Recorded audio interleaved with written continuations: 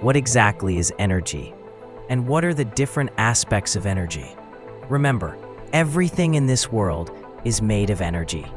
You, me, air, clouds, water, trees, fire, it's all energy in its most basic form. So, there are 11 different aspects of energy to understand that will allow one to be more grounded in self-mastery and energy work. The first is energy itself. It is the ability to make something happen. If something can move, heat up, light up, make sound, or push something, it has energy. For example, a kid sitting still on a swing has very little energy. But a kid swinging high has more energy. Basically, energy is what things have when something can do work. Now, vibration is a small back and forth motion. Put simply, if something wiggles, shakes, or buzzes, it is vibrating. It's that simple. When your cell phone vibrates during an incoming call, that's vibration. A guitar string vibrates. It doesn't go anywhere. It just vibrates. Oscillation is almost the same word as vibration.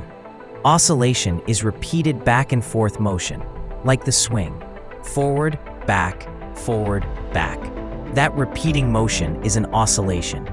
Here's the difference. Vibration is usually small and fast. Oscillation is the general word for back and forth motion.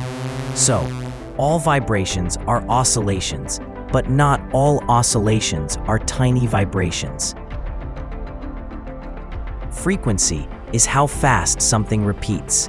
In simple terms, it is how many back and forths happen each second. If the swing goes back and forth 1 time per second, that's a lower frequency than a swing that swings 5 times per second. That would be a higher frequency. On a guitar, the thin string is a higher frequency, resulting in a higher pitch, whereas the thicker string has a lower frequency and pitch. So frequency is the speed at which something is repeating. Now, pulse should not be confused with vibration. A pulse is one single push.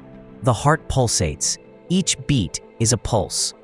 Phase is a subtle but useful aspect. Imagine there are 2 swings, each with a kid sitting on them. Both are swinging at the exact same speed, but one kid is at the front while the other is at the back. They have the same frequency, but they are in a different phase. So, phase tells the position inside the motion. Resonance is often misunderstood. Resonance is when something naturally likes to move at a certain frequency. Every object has its own favorite frequency. When you push it at that special timing, it moves much more easily. If you push a swing at the right rhythm, it gets higher with very little effort. That is resonance, timing that matches what the object already wants to do. Here is a better example.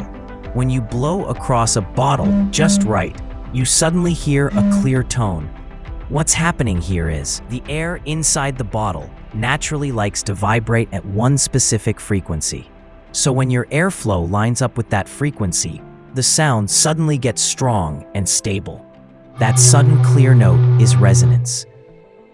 Wave is a moving pattern of vibration. In water, the water mostly moves up and down, but the bump travels sideways. In sound, the air wiggles back and forth, but the sound travels forward. Matter wiggles and the pattern moves. That moving part is the wave. Amplitude is an important piece to the puzzle. Amplitude is how big the motion is. Big swing equals big amplitude, but a tiny wiggle equals a small amplitude. Think of amplitude as how loud a sound is, or how strong a vibration feels. Damping is what makes motion die down. It could be from friction, air resistance, or any number of things. That's why a swing slowly stops if you don't keep pushing. If you open a door and let it swing, at first it moves a lot. Then the door finally stops. The friction in the hinges plus air resistance is causing it to stop. That's damping. Interference is another aspect of energy. When 2 waves meet, sometimes they add up to something bigger. Other times, the interference can cancel it out. This depends on their phase. Here is an example you can do at home. Put two speakers a few feet apart and play a steady tone. Now, slowly walk around the room. You'll notice that in some spots, the sound gets louder, while in other spots, it gets quiet and possibly almost disappears. Nothing changed in the speakers. What did change is how the sound waves meet at your ears. That adding and canceling is interference. Simply put, energy is the ability to cause change. Vibration is small back and forth motion. Oscillation is repeated back and forth motion. Frequency is how fast it repeats. Amplitude is how big the motion is. Pulse is one single burst. Phase is where you are in the cycle. Resonance is easy big motion when timing matches. Wave is the moving pattern of vibration. Damping is what slows it down. And interference is waves adding or canceling. So, how does one apply this information to airbending or aerokinesis? First of all, it is our energy and intention that is causing a reaction in the air. It may be subtle at first, but remember that it takes time and consistent practice just like anything else. One of the most effective things in activating the environment is buzzing. Using what we have learned about the different aspects of energy, how exactly is the right way? When buzzing, you are using your lungs to generate a tone. That's the energy involved to create the vibration. I have also learned that oscillation is effective as well, which would sound like this.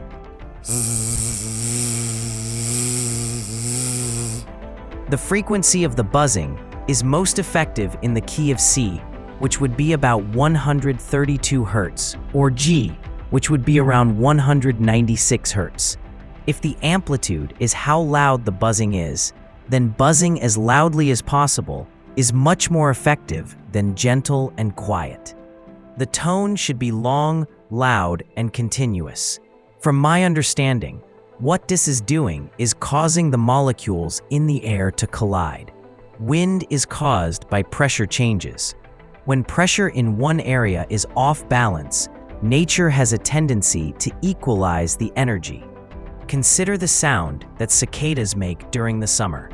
When a cicada vibrates its tymbals, which is the drum-like organ in its abdomen, it is physically striking the air molecules immediately surrounding it. This creates a sound wave.